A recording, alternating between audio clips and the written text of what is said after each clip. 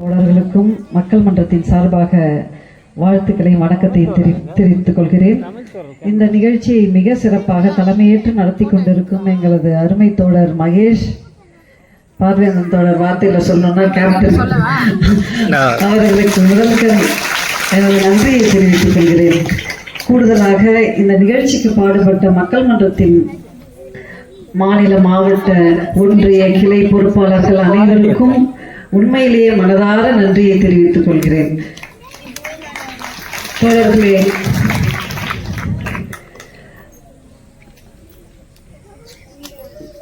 அந்த காலத்துல கீழே காற்று வெளியீட்டகத்துக்கு போனோம்னா செங்கோடிக்கு மறக்காம சிறு சிறு வெளியீடுகள், அப்பெல்லாம் அந்த வெளியீடுகள் மிகவும் பிரபலம். இவர்தான் லெனின், தோழர் லெனினுடைய கதைகள், அப்படி ஏகப்பட்ட நூல்கள் இருக்கும். அது பெரிய வால்யூம்ஸ் கிடையாது, சின்ன சின்னதாக இருக்கும். அந்த சின்ன சின்ன நூல்களை நாங்கள் தேடி செங்கோடிக்காக வாங்கிட்டு வருவோம். வாங்கிட்டு அதை விரும்பி படிப்பான். அதில் குறிப்பாக அந்த ஒரு வாசகர் வட்டம் மாதிரி கம்யூனில் இருக்கிறதுனால எங்களுக்கு அந்த ஒரு வசதி உண்டு. அப்பப்போ உட்காந்து கட்டுரைகளை வாசிப்பது, அது குறித்து விவாதிப்பது, இப்படி ஒரு வாய்ப்பு கிடைக்கும் பொழுது செங்கோடி சொல்வது எதுனா லெனின் தோழனுடைய கதைகளை தான் குறிப்பிட்டு சொல்லுவான். குழந்தைகளுக்கும் அதை எடுத்து பகிர்வாங்க. அப்போ ஒரு கதை, அந்த கதை எனக்கு இன்னும் நினைவில் இருக்கு. என்ன கதை அப்படின்னா, ஒரு நீண்ட நேரம் புரட்சியாளர் லெனின் ஒருத்தரோட பேசிக்கிட்டே இருப்பார். அப்போ எல்லாருக்கும் ஒரு கேள்வியாக இருக்கும், நம்ம பெரிய பெரிய ஆளுங்கெல்லாம் வந்திருக்கிறோம், மந்திரிங்க வந்திருக்கிறோம், இவர் என்னமோ யார்கிட்ட இவ்வளோ நேரம் பேசிகிட்டு இருக்கிறாரு அப்படின்னு. அப்போ கடைசியாக பார்த்தா ஒரு ரொம்ப சாதாரணமாக அப்படியே வயலில் வேலை செஞ்சுட்டு வர ஒரு விவசாயி, அந்த தோட்டத்தோடு ஒரு விவசாயி வெளியே வருவார். அந்த விவசாயியோடு புரட்சியாளர் என்ன பேசியிருப்பாரு அப்படின்னா, அந்த விவசாயி கேட்ட கேள்வி என்ன, லெனின்கிட்ட கேட்ட கேள்வி என்ன அப்படின்னா, நிலங்களையெல்லாம் நீங்கள் விவசாயிகளுக்கு பகிர்ந்து அளித்துற போறேன்னு சொல்றீங்களே, இதெல்லாம் சாத்தியம் தானா, என்னமோ சொல்றீங்க, என்னால் நம்ப முடியல அப்படின்னு சொல்லிட்டு லெனின் சொல்லுவார். அப்போ லெனின் சொல்றாரா, இந்த அரசுனா என்ன, மக்கள் தானே அரசு, நீங்க தானே அரசு, இப்போ அதிகாரம் கை மாறி இருக்கு இல்லையா, அப்போ இன்னும் ஏன் உங்களுக்கு இந்த சந்தேகம் வருகிறது என்று அந்த விவசாயியிடம் கேட்பாராம். அப்போ புரட்சி என்பது என்ன என்று லெனினிடம் கேட்டபோது அவர் சொன்னாராம், அது மக்கள் திருவிழா என்றாராம்.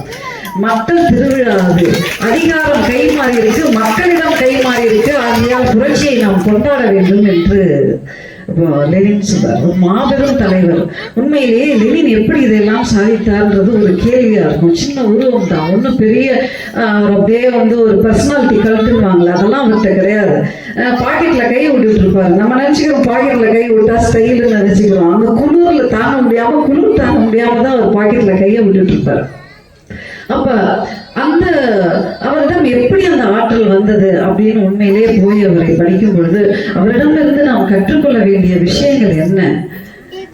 ஏற்கனவே தோழர் சொன்னாங்க, அவருடைய எத்தகைய பாதிப்புகளுக்கு உள்ளானார். அவருடைய சகோதரர் அலெக்சாண்டர் வெடிகுண்டு தயாரிக்கிற வேலையை அவருக்கு அவர் நியமிக்கப்பட்டிருப்பார். அந்த பணி, வெடிகுண்டு தயாரிக்கும் பணி, அது எப்படியோ அந்த காரியத்தை சாதிக்கிறதுக்கு முன்னாடி தோழர்கள்லாம் வந்திருக்கிறாங்க. அது இதுல அதாவது செங்கோடியினுடைய உடனடி கோரிக்கை இந்த 7 பேர் விடுதலை ஆகணும், மரண தண்டனையிலிருந்து 3 பேரை நம்ம காப்பாற்றணும்ன்றது உடனடியான ஒரு கோரிக்கையாக இருந்தாலும் அவளுடைய தொலைநோக்கு கனவு என்னன்னா, ஒரு சமத்துவ சமுதாயத்தை படைக்க வேண்டும் என்பதுதான் செங்கோடியினுடைய ஒரு கனவாக இருந்தது தோழர்களே. அப்ப அலெக்சாண்டருக்கு அந்த மாதிரி ஒரு பணியை விட்டிருப்பாங்க. அவரை எப்படி தூக்கில் ஏற்றினாங்க ஜார் மன்னர்கள் என்பதை எல்லாம் சொன்னாங்க. அப்பதான் அவர் உட்கார்ந்து மார்க்சியத்தை உன்னிப்பாக கூர்ந்து படிக்க தொடங்குகிறார். அப்ப அவர் மூலதனத்தை வாசிக்கிறாரு. எங்கெல்லாம் அப்ப அந்த காலத்துல பாரிஸ் கம்யூன் எழுச்சி, பாட்டாளிகளின் உண்மையான புரட்சி, பிரெஞ்சு புரட்சியை காட்டிலும் உண்மையான பாட்டாளிகளின் புரட்சி எதுனா அது பாரிஸ் கம்யூன் எழுச்சி. அதை அங்கே போறார். அங்கே போய் அந்த புரட்சி எப்படி நடைபெற்றது என்றதை படிக்கிறார், மூலதனத்தை வாசிக்கிறார். அதாவது லெனினோட கிளாரா செர்கின் ரொம்ப சாதாரணமா பேசுவாங்க, உட்கார்ந்து அவங்களோட விவாதிப்பாங்க. இப்ப விவாதிக்கும் பொழுது பெண்கள் குறித்து அவர் சொல்லுவார். பெண்கள் குறித்து என்ன சொல்றாரு அப்படின்னா, நீங்களாம் வந்து ஏதோ ஒரு கம்பெனில ஒரு தொழிற்சாலையில வேலை செஞ்சுட்டெல்லாம் எனக்கு என்ன ஆயிடாது, நிறைவடையாது. நீங்களாம் எங்க இருக்கணும்னா சட்டம் இயற்றும் இடத்துல இருக்கணும். இந்த நாட்டையே நிர்வகிக்கின்ற நிலைமையில் நீங்கள் இருக்க வேண்டும் என்று கிளாரா ஜெட்கினிடம் அவர் வந்து சொல்லியிருக்கிறார் தொடர்களே. இப்போ இவரிடம் வந்து நம்ம கத்துக்க வேண்டிய விஷயங்கள் என்னென்ன அப்படின்னு பார்க்கும் பொழுது, அந்த மேகலத்தோட சொன்னாங்க இல்லையா, அந்த இரவு முழுக்க புரட்சி நடந்த அந்த அக்டோபர் 17 இரவு முழுக்க உட்கார்ந்து அவர் வந்து அந்த ஆணையை தான் தயாரிக்கிறார். அடுத்த நாள் காலை நாம் என்ன ஆணையை மக்களிடம் சொல்ல போறோம், அது வந்து நிலங்களை எல்லாம் வந்து இன்னைக்கு எல்லா நிலங்களும் அரசுடைமையாக்கப்படும், சிறு விவசாயிகளுடைய நிலங்களை தவிர்த்து எல்லா நிலங்களும் அரசுடைமையாக்கப்படும் அப்படின்ற அந்த ஆணை மிக சிறப்பானது தோழர்களே. அது எப்படி நடந்தது, கூட்டு பண்ணைகள் எப்படி அமைக்கப்பட்டது, மக்கள்கிட்ட மனமாற்றம் உடனடியாக நிகழ்ந்ததா, இப்படி பல்வேறு கதைகள் இருக்கலாம். ஆனா அது அந்த காட்சிகளை எல்லாம் நம்ம வந்து உதாரணத்துக்கு நம்ம கம்யூனிஸ்ட் கட்சி தோழர் பாண்டியன் எழுதியிருப்பார், நிலம் என்னும் நல்லான்னு ஒரு நாவல் எழுதியிருப்பார். மிக அற்புதமாக இருக்கும். அங்க எப்படி நடந்தது, எப்படி விமானங்கள், அதாவது ஒரு கூட்டு படைக்கு 10 விமானங்கள் இருக்குமா, அந்த விமானங்கள் வந்து விளைச்சலை வந்து எடுத்துட்டு போய் வந்து சந்தையில போடுவாங்களாம். இந்த அளவுக்கு இப்படி ஒரு சமுதாயம் இருந்திருக்கா அப்படின்ற ஒரு விஷயம் நம்மளை ஆச்சரியப்படுத்துகிறது. அதாவது இன்னைக்கு நாம் வந்து எதை பற்றி பேசுவதை இல்லைன்னா, இப்படி ஒரு சமுதாயம் இருந்திருக்கு, இப்படி ஒரு புரட்சியை லெனின் சாதித்திருக்கிறார்ன்ற விஷயத்தை நம்ம அதிகம் பேசுவதில்லை தொடர்களே. இன்னைக்கு ஒரு பழங்குடி மக்களோட நம்ம வேலை செய்யறோம், ஒரு 10 அடிக்கு போராடுறோம் பாருங்க, மாத கணக்குல போராடுறோம் அந்த அதிகாரிகளோட. அதுவும் பட்டம்லாம் கேட்கல, இவ்வளோ 1.5 சென்ட்ல கட்டி கொடுக்குறீங்களே வீடு, ஒரு 10 அடி அவங்க புழங்குறதுக்கு பாத்திரம் எழுதுறதுக்கு கொஞ்சம் இடம் கொடுங்களேன் அப்படின்ற அந்த ஒரு கோரிக்கையை வைத்து அதை பெறுவதற்கே பல மாதங்கள் போராட வேண்டியிருக்கு அந்த அதிகாரிகள் தான். அப்ப நிலம்னா என்ன அப்படின்ற ஒரு அம்சம் நமக்கு வந்து உண்மையிலே தெரியுது தோழர்களே. அதாவது லெனினிடம் இருந்த நேர்மை என்ன, அந்த புரட்சியாளரிடம் இருந்த நேர்மை என்ன அப்படின்னு பாத்தீங்கன்னா, அவர் வந்து பாட்டாளிகளுக்கு சர்வதிகாரம் தான் சொல்றாரு. அரசுனாலே ஒரு வன்முறை கருவிதான். அதனால அவர் சொல்றாரு இது பாட்டாளிகளின் சர்வதிகாரம் தான் அப்படின்னு. ஏன்னா நினைச்சிருக்கலாம், ஏன்னா இன்னைக்கு நிறைய அவதூறுகளை பரப்புறாங்க. அப்படி அவதூறுகளை பரப்பும் பொழுது எளிமையா என்ன சொல்லியிருக்கலாம், இது பாட்டாளி வர்க்க அரசுன்னு சொல்லியிருக்கலாம், இல்ல சோசியலிச ஜனநாயகம்னு சொல்லியிருக்கலாம், இப்படி பல்வேறு விதமான பெயர்களை அவர் வைத்திருக்கலாம். ஆனா இதுதான் உண்மை, பாட்டாளிகள் முதலாளிகளை ஒடுக்கதான் செய்வாங்க, அவங்க சிறுபான்மையினரா இருக்கிறாங்க, அவங்களை ஒடுக்கதான் செய்வாங்க என்று வெளிப்படையாக உண்மையை பேசியவர் தொடர்ந்து. குறிப்பா இந்த அவருடைய கான்ஸ்டிடியூஷன் முதலாக சோவியத் ரஷ்யா வந்து அதனுடைய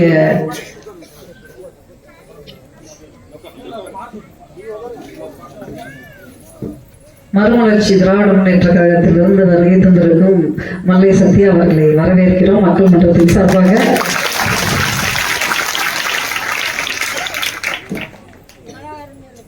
ஆயிரத்தி 1917 வந்து புரட்சி நடைபெறுகிறவர்களே. 18 வந்து கான்ஸ்டிடியூஷன் உருவாகுது, லெனின் தலைமையில ஒரு கான்ஸ்டிடியூஷன் உருவாகுது. அந்த கான்ஸ்டிடியூஷன்ல இருக்கிற முக்கியமான அம்சங்கள் என்ன தெரியுமா, முதலாளிகளுக்கு வாக்குரிமை கிடையாது. யோசிச்சு பாருங்க, அவங்க எங்க எவ்வளவு ஃபார்வர்டா இருந்திருக்கிறாங்க.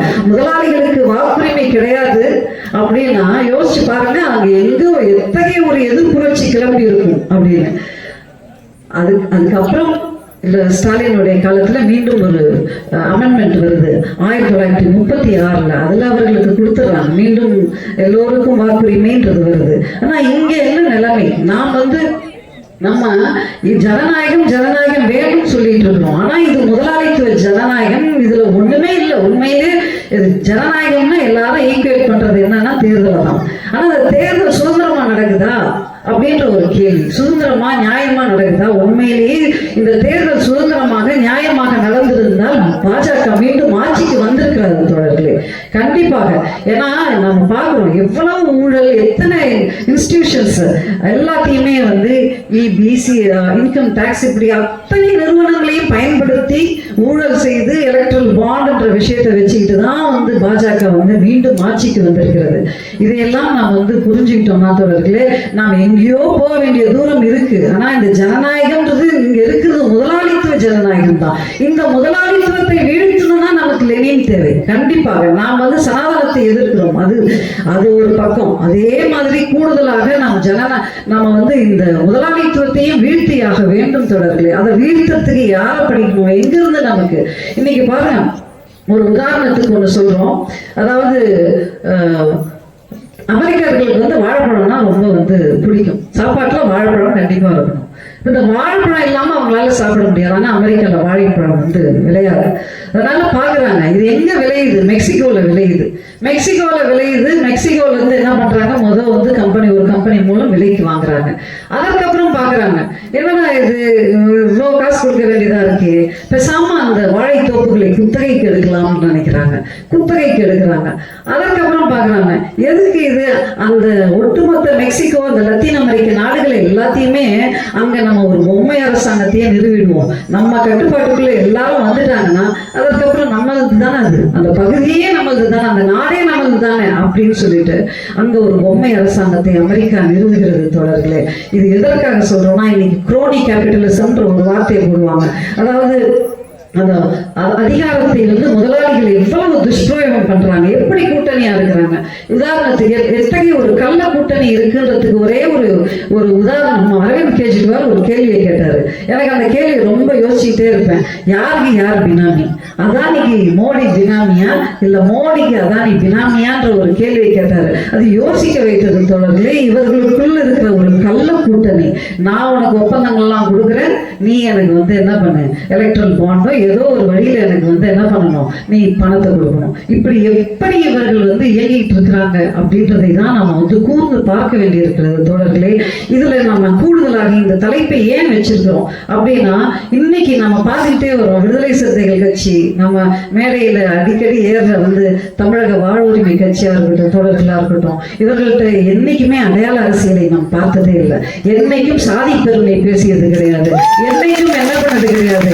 ஆனால் இவர்கள் எல்லாம் சாதி பெருமையை பேச வேண்டும் என்பதுதான் சுத்தி எல்லாருக்கும் என்னவா இருக்குது, ஆசையா இருக்குது. சாதி பெருமையை பேசணும். உதாரணத்துக்கு ஒன்று சொல்றேன். மணிப்பூர்ல என்ன நடந்தது தோழர்களே, மனோரமா என்ற ஒரு போராளி, அந்த போராளியை வந்து அசாம் அந்த ராணுவ வீரர்கள் என்ன பண்ணாங்க, அவங்க பாலியல் பலாத்காரம் பண்ணி அவங்க வந்து மாவோயிஸ்டுகளோட தொடர்பு அப்படின்னு சொல்லிட்டு அந்த பெண்ணினுடைய உறுப்புகள் எல்லாம், பிறவி உறுப்புல வந்து சுட்டு நாயை மாதிரி இழுத்து ரோட்ல போட்டு போனாங்களே, அந்த பெண் வந்து மனோரமா அப்படி ஒரு போராளி. அவர்களுக்காக ஒட்டுமொத்த மணிப்பூர்ல இருக்கிற பெண்கள் வந்து எப்படி போராடினார்கள், உடையின்றி அம்மனமா போராடினார், நிர்வாணமாக போராடினார்கள் தோழர்களே. அரச பயங்கரவாதத்துக்கு எதிராக போராடினார்கள். அப்படி போராடிய மெய்த்தி சமூகம் என்ன ஆச்சுன்னு யோசிச்சு பாருங்க. தந்திரமா அவர்களுக்குள் ஒரு மோதலை உருவாக்கினார்கள். எந்த இனத்தின் பெயரால். அப்ப இனத்தின் பெயரால் ஒரு மோதலை ஏற்படுத்தினோம்னா மணிப்பூர் பற்றி எரிந்தது. குக்கி பழங்குடிகளுக்கும் மெய்த்திக்கும் மிகப்பெரிய ஒரு அங்க வந்து நாம் பார்த்தோம், அந்த காட்சிகளை எல்லாம் பார்த்தோம், எப்படி அந்த பெண்களை நிர்வாணப்படுத்தி இழுத்து சென்றார்கள். எதற்காக இதை சொல்றோம்னா, நல்ல ஒரு உழைக்கும் வர்க்கமாக அரச பயங்கரவாதத்திற்கு எதிராக போராடி கொண்டிருக்கிற ஒரு சமூகத்தை இவர்கள் எப்படி வந்து திசை திருப்புறாங்க. வாழ்வாதார பிரச்சனைகள் குறித்து நம்ம பேசிடக்கூடாது. அதற்காக வந்து நம்மளை வந்து இனத்தின் அடிப்படையிலையோ, மொழியின் அடிப்படையிலையோ, சாதியின் அடிப்படையிலையோ நம்மளை பெருமை பேச வைக்கிறது இல்ல, அதன் மீது வெறித்தனத்தை ஏற்படுத்துவது. இந்த வெறிதான் வெறுப்பாக மாறுகிறது. அப்ப அவங்களுடைய நோக்கம் நிறைவேறுகிறது தோழர்களே. இதில் நாம் எச்சரிக்கையாக இருக்க வேண்டும். இப்ப கூட வந்து எப்படியாவது இதை ஒரு சாதி கட்சியாக ஆக்க வேண்டும். தலித்னா இப்ப கூட திரும்ப சொன்னார், தலித்தியம்ன்றது வந்து ஒரு பாட்டாளி வர்க்கத்தின் நீச்சி. அதுதான் என்னுடைய கருத்து. அது வந்து என்ன கிடையாது, தலித்னா நான் பறையன் இல்ல நான் வந்து பல்ல நான் வந்து அப்படின்றது அர்த்தம் கிடையாது. இன்னும் அது போய் முழுமையாக சேரவில்லை என்ற ஒரு விஷயத்தை சமீபத்தில் பதிவு பண்ணார் தோழர்களே, அவரை வாழ்த்து சொல்ல சென்ற போது. அப்ப இந்த விஷயத்தை இன்னும் நாம் இப்ப நிறைய நம்ம வந்து மக்கள் மன்றம்னா இது குறிப்பிட்ட ஒரு சாதிக்காக வேலை செய்கின்ற அமைப்பு எங்கும் பதிவாகவில்லை தோழர்களே. எல்லோரும் நம்மை தேடி வருவார்கள். ஒரு SC/ST வழக்கு போடணும்னா ரொம்ப யோசிப்போம் உண்மையிலேயே. அப்ப என்ன கேட்போம்னா, அந்த அதிகாரிகள்கிட்ட அவர் செய்த தவறை உணர்வாரா, இன்ஸ்பெக்டர்கிட்ட பேசுவோம், அவர் உணர்வாருன்னு சொல்லுங்க, நாங்க எங்களுக்கு வந்து ஒரு வழக்கை போட்டு இந்த சமூகங்களுக்கு இடையில் ஒரு மோதலை ஏற்படுத்தணும். அதுவும் ஒரு உழைக்கும் வர்க்கமா தான் இருக்கு, இவர்களும் உழைக்கும் வர்க்கமா தான் இருக்கிறாங்க. இவர்களுக்கும் காலத்துக்கும் ஒரு பகையை ஒரு உண்டு பண்ணணும்னு எங்களுக்கு எண்ணமே இல்லை. அதையும் மீறி அவர்கள் சாதிய வெறியோடு ஆதிக்கத்தோடு செயல்பட்டால் தான் நம்ம என்ன பண்றோம், அந்த SC/ST சட்டத்துல வந்து வழக்குகளை பதிவு செய்கிறோம் தோழர்களே. ஏன்னா எல்லோரும் உழைக்கும் வர்க்கம் தான், எல்லாரும் வந்து ஒரு அறியாமையில் செய்கிறார்கள்ன்ற அந்த ஒரு இந்த நாம் வந்து ஒரு உள்ளுக்குள்ள தொடர்களை உள்ளுக்குள்ள நம்மளை பிரித்து வைக்க வேண்டும் என்பதுதான் வந்து பாஜகவினுடைய நோக்கம். இப்ப கூட அந்த உள்ளொதுக்கீடு குறித்து நிறைய சர்ச்சைகள் ஓடிட்டு இருந்தது, நமக்குள் நிறைய மோதல்கள் உருவாயிட்டு இருந்தது. உண்மையில எனக்கும் ஒரு சந்தேகம் உண்டு. என்ன சந்தேகம்னா, கல்வியை வந்து நம்ம வந்து மாநில பட்டியல கொண்டு வான்னு சொல்றோம், அதை கொண்டு வர மாட்டோம். எதெல்லாம் கேட்கிறோம் முக்கியமான அம்சங்கள் எல்லாம் மாநில பட்டியல்ல, இதுல என்ன இவ்வளவு அவசரம் எனக்கு? ஒருவேளை நம்மை பிரித்து வைக்க வேண்டும் என்பதுதான் நோக்கமோ அப்படின்றது. கண்டிப்பாக அருந்ததிய மக்களுக்கு உள்ஒதுக்கீடு தேவை. இங்க ப்ரிஃபரன்ஷியல் ரிசர்வேஷன் இருக்கு, அருமையான விஷயம், அதை நாம் வரவேற்கிறோம். ஆனா இதுல ஏதோ ஒரு உள்நோக்கம் இருக்குமோ அப்படின்ற ஒரு ஐயம் இருக்கத்தான் செய்கிறது தோழர்களே. அதுபோல் வந்து கிளாரா செட்கினை பற்றி சொல்லும் போது நான் அதை சொல்ல வந்தேன். அவங்க என்ன சொல்றாங்க அப்படின்னா, அதாவது பாலியல் பிரச்சனைகள் குறித்து பேசுறாங்க. இன்னைக்கு ஓஷோவை படிக்கிற பலர் என்ன நினைச்சுக்காங்கன்னா, உலகத்துல இருக்கிற எல்லா பிரச்சனைக்கும் ஒரே காரணம் வந்து பாலியல் பிரச்சனை தான். பெண்களுடைய இந்த பாலியல் பிரச்சனையை தீர்த்துட்டா எல்லா பிரச்சனையும் தீர்ந்துடும் அப்படின்னு ஓஷோவையோ இல்ல வந்து ஃப்ராய்டையோ சிக்மண்ட் ஃப்ராய்டையோ படிக்கிறவர்கள் அந்த மாதிரியான ஒரு எண்ணத்துக்கு உள்ளாவாங்க. அப்ப வந்து தோழர் லெனின் இதை சுட்டி காட்டி சொல்கிறார். அதாவது அந்த பிரச்சனை இருக்கிறது தோழர்களே, ஆனால் அது மட்டுமே காரணம் அல்ல. வெறும் ஃப்ராய்டை மட்டும் சொல்லி நீங்க என்ன பண்ணிடாதீங்க. எல்லா பிரச்சனைக்கும் இதுதான் காரணம் இல்லை, அதை விட சுரண்டல் இருக்கு. உழைக்கும் மக்கள் மீதான சுரண்டல் இருக்கிறது. இவர்கள் எல்லாம் வந்து அதனாலதான் இந்த லெனினிடமிருந்து கற்றுக்கொண்ட பாடத்திலிருந்து தான் கிளாரா செட்கின் சொல்றாங்க, பெண்களுக்கான விடுதலையை பெற வேண்டும் என்றால் உழைக்கும் வர்க்கத்தை சேர்ந்த ஆண்களும் பெண்களும் இணைந்துதான் அந்த பெண்களுக்கான விடுதலையை பெற முடியும் என்ற ஒரு உன்னதமான ஒரு உண்மை. நம்ம ஒவ்வொரு ஃபீல்ட்லயும் நம்ம ஒருத்தரை பகையாளியாகவே, ஆண்கள் பெண்களுக்கு பகை இல்ல வந்து அந்த மாதிரி நாம் எல்லாரையுமே பகையாளிகளாக ஆகிட்டோம்னா நாம் வந்து ஒரு முதலாளித்துவத்தை வீழ்த்துவதற்கு நமக்கு எந்த பலமும் இருக்காது. இதற்காக தான் நம்ம வந்து இந்த அடையாளங்களுக்குள் சிக்கிக் கொள்ளக்கூடாது. இந்த பித்தமைத்துவ சிந்தனைக்குள் எல்லாரும் தனித்தனியா போராடணும்ன்ற எண்ணத்திற்குள் நாம் என்ன ஆயிடக்கூடாது. பெண்கள்னா பெண்கள் பார்த்துக்குவாங்க அப்படி இல்லை தொடர்களே. ஜனநாயக சக்திகள்ன்ற ஒரு அருமையான வார்த்தையை நாம் வந்து இந்த அமைப்பாய் திரள்வோம்ன்ற நூல் எல்லாம் வந்து தோழர் மிக பிரபலமாக கொண்டு போய் சேர்த்தார். இந்த ஜனநாயக சக்திகள் எல்லா ஆதிக்க சமூகத்திலையும் இருக்கிறாங்க. அதாவது பெரியார் சொன்னாரு, கம்யூனிஸ்டுகளை பார்த்து கேட்டாரு, நீங்க வந்து மூலதனம் போடுற முதலாளியை பத்தி பேசுறீங்க, ஆனா பிறவி முதலாளியை பத்தி என்ன பண்ண மாட்டீங்க, பேச மாட்டீங்கன்னு ரொம்ப அழகா சொன்னார். பிறவி முதலாளிகள்னு அவர் சொல்றது வந்து ஆதிக்க சாதியினரை தான் சொல்றாரு. அப்ப பிறவி முதலாளிகள் இப்படி இருக்கிறாங்களே, இவங்களை பத்தி ஏன் பேச மாட்டீங்க? கம்யூனிஸ்டுகளில் ஸ்ரீனிவாசராவ் போன்றவர்களும் இருக்கிறார்கள் தோழர்களே. அதே போல் வந்து சிலர் வந்து நம்ம குளத்தூர் மணியன் அடிக்கடி சொல்வார், ஜோக்லக்கர்னு ஒரு மும்பையை சேர்ந்த ஒரு தொழில் சங்க தலைவர் இருந்தாரு. அவர் சொல்லுவாராம், நான் வந்து பார்ப்பனர், அப்புறம் தான் நான் வந்து என்னது கம்யூனிஸ்ட் அப்படின்னு வரான். இப்படியும் வந்து அந்த காலகட்டத்துல சாதிய சிந்தனையோடு இருந்திருக்கிறார்கள். ஒரு பெரிய மாநாட்டிலேயே வந்து எனக்கு வந்து நான் பார்ப்பனர்களே உயர்ந்த பார்ப்பனர், அதனால வந்து எனக்கு வந்து சமையல்காரர் நான் தனியா கூப்பிட்டு வந்திருக்கேன், இந்த பொதுவுல சமைக்கிற பார்ப்பனரே சமைச்சா கூட நான் சாப்பிட மாட்டேன் அப்படின்ற அளவுக்கு இந்த கம்யூனிஸ்டுகள் தொடக்க காலத்தில் இருந்தார்கள் தோழர்களே. ஆனால் இன்று நாம் அதை சொல்ல முடியாது. அவர்களும் வந்து கம்யூனிஸ்டுகள் உண்மையிலேயே, அதாவது இந்த தியாகங்களுக்கெல்லாம் சொந்தக்காரர்கள் உண்மையிலேயே கம்யூனிஸ்டுகள் தான். அவர்களிடமிருந்து நாம் நிறைய கற்றுக்கொள்ள வேண்டியிருக்கிறது. அர்ப்பணிப்பு மிக்க, தியாகம் நிறைந்த, எந்த முதலாளித்துவ சலுகைகளுக்கும் மயங்காத ஊழியர்களை கொண்டிருந்தார் அவருடைய கட்சியில் தோழர் லெனின். இந்த அதாவது அவருடைய இயங்கியல் தன்மையை தான் நம்ம கத்துக்கணும். அவர்கிட்ட இருந்து கத்துக்க வேண்டிய ஒரு விஷயம் என்னன்னா அந்த இயக்கவியல் பார்வை. அந்த இயக்கவியல் பார்வையில சொல்வாரு, இந்த நேரத்துல நம்ம பார்லிமெண்ட்ல கலந்துக்கணும், இந்த நேரத்துல நம்ம கலந்துக்க கூடாது அப்படின்னு அந்த சூழலை துல்லியமாக அவதானித்து, அதுதான் அந்த இயக்கவியல் பார்வை. அந்த பார்வை அவரிடம் இருந்தது பல விஷயங்கள்ல. இன்னைக்கு நிறைய கம்யூனிஸ்டுகள் அவர் சொல்றாரு, தீவிர இடதுசாரி கம்யூனிசம் எங்க கொண்டு போய் செய்வோம்னா நம்மள வலதுசாரி சந்தர்ப்பவாதத்திற்கு கொண்டு போய் சேரும் என்று இளம்பருவ கோளாறு என்ற நூலில் இந்த வரட்டுவாதம் பேசுற கம்யூனிஸ்டுகளுக்கு அவர் எடுத்து தெளிவா சொல்றார். முதலாக ஒரு பரந்துபட்ட ஐக்கிய முன்னணியை கட்ட வேண்டும், அதில் பெட்டி புஷ்வா குட்டி முதலாளிகளையும் சேர்க்க வேண்டும் என்று சொன்ன ஒரு வந்து லெனின். இன்னைக்கு நம்ம வந்து பாசிச பாஜகவை வீழ்த்தணும்ட்டு ஒரு பரந்துபட்ட கூட்டணி, இந்தியா கூட்டணி என்று ஒன்றை அமைத்தோம். அதை மட்டும் அமைக்கலன்னா இன்னைக்கு வந்து பாஜக என்னென்னலாம் செஞ்சிருக்கோம்னு நமக்கு தெரியும் தொடர்களே. யூனிஃபார்ம் சிவில் கோடை கொண்டு வந்திருப்போம், கான்ஸ்டியூஷன் என்ன ஆயிருக்கும் தெரியாது, கிறிஸ்டியன்ஸ் முஸ்லிம்ஸ்க்கெல்லாம் கண்டிப்பா என்ன வந்திருக்கும், வாக்குரிமையே இருந்திருக்குமா, சிஏஏ வந்திருக்கும், இப்படி பல்வேறு விஷயங்களை அவர்கள் கொண்டு வந்திருப்பார்கள். அப்ப இதுதான் சரியான முடிவு, நாம் எடுத்த இந்திய கூட்டணி என்ற வந்து சரியான முடிவு தொடர்களே. ஆனால் இனி வந்து நம்ம என்ன பண்ணிட்டு இருக்க கூடாது. இப்ப திமுக வந்து கொண்டு வந்திருக்குது முத்தமிழ் என்னது முருகனுக்கான மாநாடு. இப்ப இதை நாம் ஏற்றுக்கொண்டிருக்க முடியாது. ஒரு விஷயத்த வந்து ஒரு காலகட்டத்துக்காக நாம் கூட்டணியில இருக்கிறோம், கொள்றோம், செய்யறோம்னா அது வேறு. இப்ப லெனின் தொடர் நாத்திகம் குறித்து, மதம் குறித்து என்ன சொல்லி இருக்கிறார் அப்படி போய் பார்த்தீங்கன்னா, அரசு மதத்திலிருந்து என்ன பண்ணணும், மதம் சார்ந்த விஷயத்திலிருந்து விலகி இருக்கணும். ஆனா கட்சி அப்படி கிடையாது. கட்சியில ஒருத்தன் உள்ள சேர்றான்னா அவன் முன்னாடி வேணா வந்து அவன் பகுத்தறிவாளனா இல்லாம இருந்துருவான். உள்ள சேர்ந்துட்டானா அவனுக்கு நாத்திக பிரச்சாரத்தை செய்து அவனை பகுத்தறிவுள்ளனாக மாற்றுவது உனது கடமைன்னு சொல்லி இருக்கிறாங்க.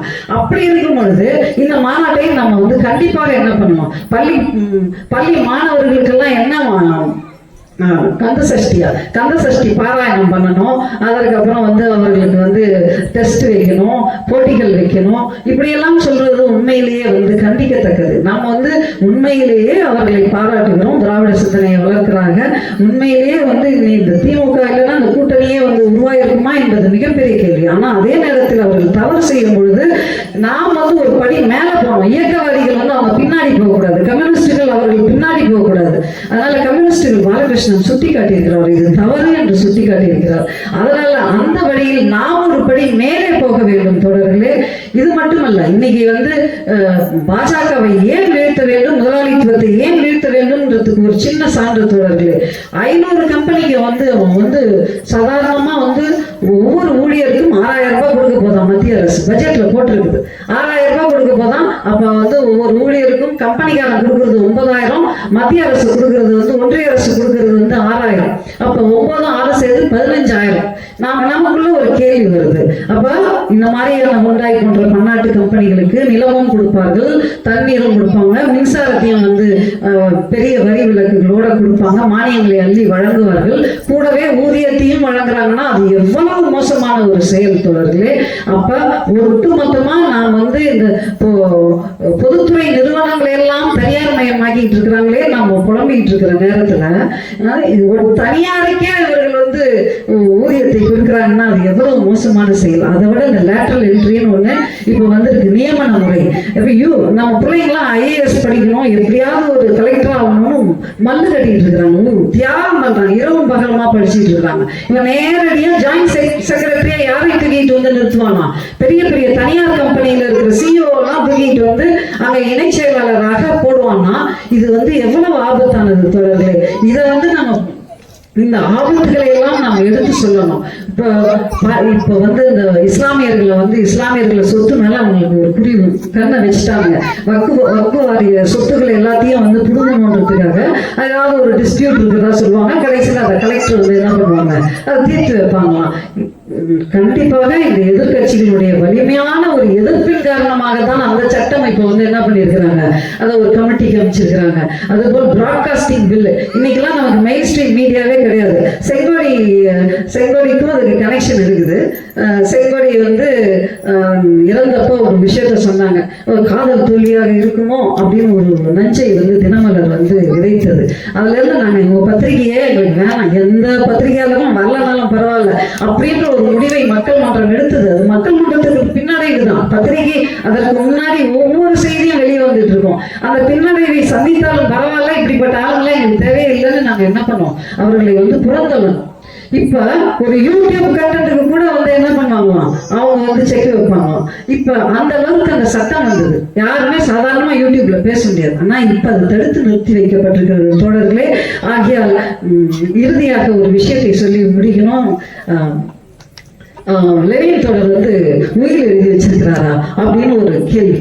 உயில் எழுதி வச்சிருக்கிறாரு லெனின் தொடர். இந்த உயில்ல என்ன மாதிரி விஷயங்கள் எழுதியிருக்கிறாரு, எனக்கு உண்மையா ஆசையா இருந்தது, என்னதான் எழுதியிருக்கிறாரு பார்க்கணும். ஏன்னா எல்லாரும் கேட்குறது திருமாத்தோடருக்கு அப்புறம் யாரு நடைமுறையிலன்னு சொல்றேன். இந்த மாதிரி ஒவ்வொருத்தரும் புத்தர்கிட்ட கேட்டாங்க, பெரியார்கிட்ட கேட்டாங்க, இப்படி எல்லோரோடும் கேட்டாரு, உங்களுக்கு அப்புறம் யார் இந்த இயக்கத்தை வழிநடத்தி செல்வார்கள் அப்படின்னு கேட்டப்ப அப்ப ஒவ்வொருத்தரும் ஒரு பதிலை சொன்னாங்க. எல்லாம் ஒரே விஷயம்தான். அதை வந்து லெனின் சொல்றாரு, நான் வந்து கம்யூனிஸ்ட், வாரிசுலாம் வந்து நியமிக்கிறது என்ன என்னுடைய வேலை கிடையாது. ஆனால் ஒன்றை சொல்வேன், எனக்கு கூட இருக்கிற ஆட்கள், அதாவது சென்ட்ரல் கமிட்டியில இருக்கிறவங்கள யார் வந்து எப்படிப்பட்டவர்கள் என்ற ஒரு மதிப்பீட்டை வந்து அவர் என்ன பண்ணியிருக்கிறாரு, எழுதி வைத்திருக்கிறார். அதில் முதலாவதாக அவர் வைத்தது வந்து ஸ்டாலினை தான்.